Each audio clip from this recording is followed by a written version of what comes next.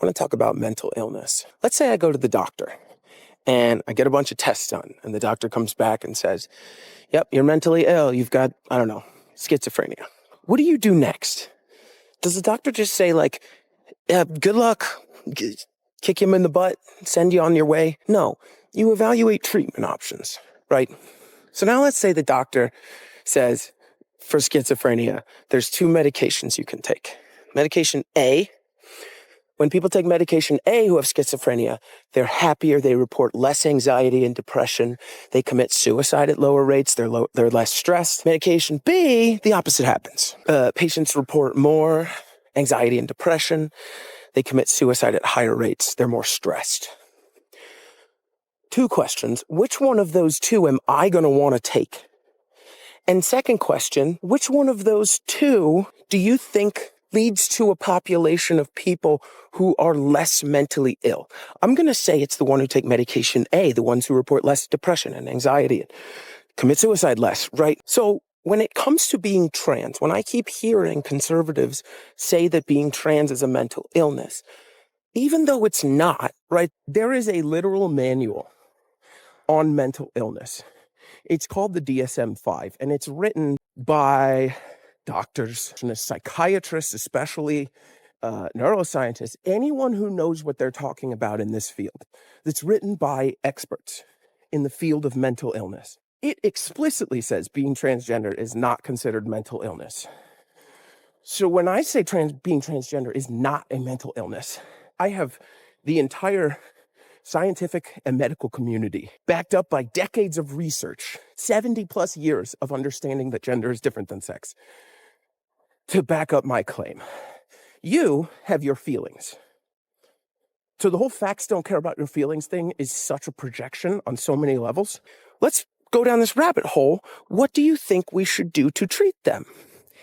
Either you think trans people are who they say they are, and you provide them care to affirm their gender, right, which is gender affirming care. And it can be as simple as putting them in contact with a mental health professional or a doctor, right, or a therapist or a psychiatrist, someone who can decide if there is some physical treatment necessary for that trans person or not, because they can decide that and it's still gender affirming care. Or you don't think they are who they say they are. You think they're sick in the head. The gender affirming care equivalent on that side is conversion therapy, right? And they send them to conversion therapy camps where most of the time it's a Christian leader, right, who's trying to convince them that they're sick in the head. Sometimes even so barbaric as sitting them in a chair, hooking them up to a device, showing videos, say, of a man in drag or of 2 men kissing, right?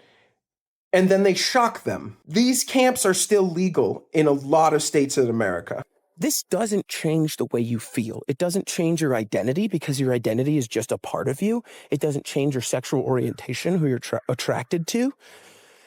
But what it is really good at is making you feel horrible for those things, because sometimes they will physically condition you. You don't stop the thoughts or feelings from occurring.